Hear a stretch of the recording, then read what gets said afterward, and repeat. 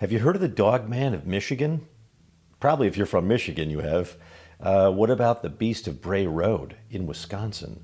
And are you aware that the Mothman has done some appearances in Chicago? Done some appearances. That sounds like he's doing Vegas shows or something. All right. So there are these kind of cryptids and other general monster stories that dominate in the Midwest, and I was wondering, why is that? I want to talk to you today about some of these monsters of the Midwest, and then sort of think about, like, why are they different from other kinds of monsters, if they are. I'll leave it to you to decide whether I'm right on my analysis. But welcome to Professor Asma's Guide to Unusual Knowledge, and we are going to look at monsters of the Midwest. There is a kind of sense in the Midwest, which is where I live, of kind of desolate grain fields, interstates, and also there's something sort of mundane and uncomplicated about the Midwest. It's the land of sensible shoes. But the flat horizon becomes kind of a projection screen for the imagination. And so basically we want to look at some of the strange souls who prowl our heartland, because the uncanny doesn't just stay in Hollywood, people. So consider Resurrection Mary. And this is basically a ghost that comes up a lot around Halloween, but really for Chicagoans, Resurrection Mary is kind of a perennial and all year long phenomenon. This is basically a vanishing hitchhiker who is dressed sort of like a 1930s flapper. And she appears along the side of the road at night on Archer Avenue, between Willowbrook Ballroom and Resurrection Cemetery. If you pick up this woman in a white dress, she'll be riding in your car, and then basically she vanishes near the cemetery gate. The Willowbrook Ballroom, often named as Mary's Last Dance, closed after a fire in 2016, but Mary's Last Dance was actually in the 1930s, and so she seems to haunt the whole region. Witnesses and local cab drivers have kept basically this story alive for decades. Her significance lies not only in the ghost story, but in how the narrative is kind of rooted in that area. Like, there's something about that environment. There's a kind of geography of fear in certain locations, and this is one of them. There's a kind of an uncanny feeling there. Another Midwestern story is the Beast of Bray Road, and this one is in Elkhorn, Wisconsin. The Beast of Bray Road emerges from the cornfields and country roads of Walworth County, Wisconsin. The entity is described as a large, upright, wolf-like creature, often seen along a stretch of rural asphalt known as Bray Road.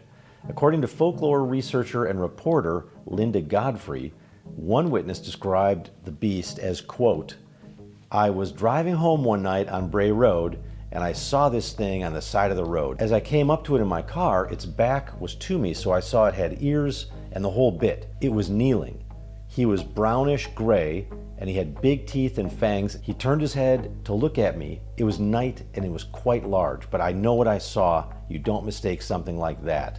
End quote. The earliest attested report of the Beast of Bray Road goes back to the 1930s, where basically a night watchman at St. Coletta School saw some kind of creature digging like in the burial mound grounds nearby, covered in dark hair, 6 feet tall or more. In the 1980s and in the 90s, the stories like really proliferated. There were actually dozens more stories.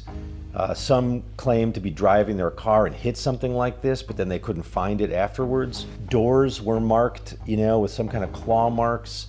Watchers saw the figure turn and stare at them. Unlike sort of the classical European werewolf stories, the Beast of Bray Road isn't really connected to full moons or curses. It's just a cryptid, like some kind of animal that's supposed to be out there, and it's not really turning others into it. It's more like an undiscovered species, a true cryptid.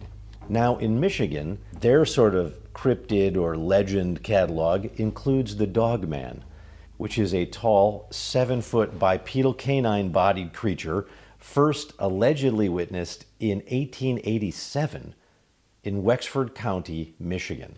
Now that goes way back. Well, it's funny, like whenever I hear stuff that goes back to the 1800s, I'm like, oh, this must be a more legit cryptid. Okay, so this thing is described as blue or amber-eyed, with the torso of a man and the head of a dog or a wolf. The modern revival of this creature comes from a 1987 radio April Fool's prank by DJ Steve Cook, which basically created a song around this creature, the Dogman. As soon as the song aired, of course, many more people started to see the creature. So, you know about the psychological phenomenon of priming, and you kind of see what you want to see. But there's something about the Dogman folklore that I really like. Since I spend a lot of time traveling these roads in the dark, in my car, they are creepy. Like your headlights are just sweeping across the woods, and you always feel like is that a crouching figure in the dusk? You're looking for deer. You don't want to hit deer frequently when you're in the Midwest. So you're always, and then you sort of see stuff that, was that a deer? That might have been a deer. What was that? Well, it looked too big to be a dog. Could that have been, something else? So your mind is always running hot when you're driving in the Midwest, especially at night. So I think Dogman and maybe Beast of Bray Road really fit this phenomenon well. But what about the Mothman? Now, as many of you know, the Mothman originally is from Point Pleasant, West Virginia. The Mothman was first reported in November 1966. Two couples claimed to have seen a winged humanoid with glowing red eyes next to a munitions plant. Also, the Mothman appears in the Midwest. There's many sightings in Chicago and nearby, like Rockford. Researcher Lon Strickler and Tobias Whalen documented hundreds of sightings around Chicago starting in 2011. 55 reported sightings in 2017 alone. One of the reports came from a Chicago couple, and they said that suddenly a large winged being slowly descended in front of them, and it hovered about 5 feet above the sidewalk with its wings spread open, and it peered at the couple with these sort of large, bright red eyes. The Mothman in Chicago is urban. The legend is no longer small town highways, it's rooftops, bridges, and the lakefront. So the cryptid has sort of changed its geography of fear here. But basically functions as the shadow of our infrastructural age. Flight paths, towers, the hum of the city at night. Some people have claimed to have seen the Mothman near O'Hare Airport too. So this sort of winged humanoid becomes the kind of uncanny in the glass and steel now rather than the cornfields. One other great monster in the Midwest is the hodag. And this is Rhinelander, Wisconsin. Not all monsters are meant to terrify, and the hodag is evidence that that is true. The hodag is basically a horn-spined beast found in Rhinelander, Wisconsin, originally in 1893. And it was a hoax by Eugene Shepard, who basically claimed to have captured the creature and then exhibited it at local fairs. The creature was basically like a wooden puppet of some kind, and then wrapped in various animal hides and wires, and he later confessed because the New York Times was going to come and do an expose on this thing. But the legend stuck, and now the town has kind of embraced the hodag as a mascot, carnival creature, lumber camp icon. The hodag demonstrates how even like a good prank can build up a myth, identity, and even sort of create kind of economic value, which is also what's happening to the Mothman. Now, why is the Midwest a monster haven at all? What makes the Midwest fertile ground for mythic creatures?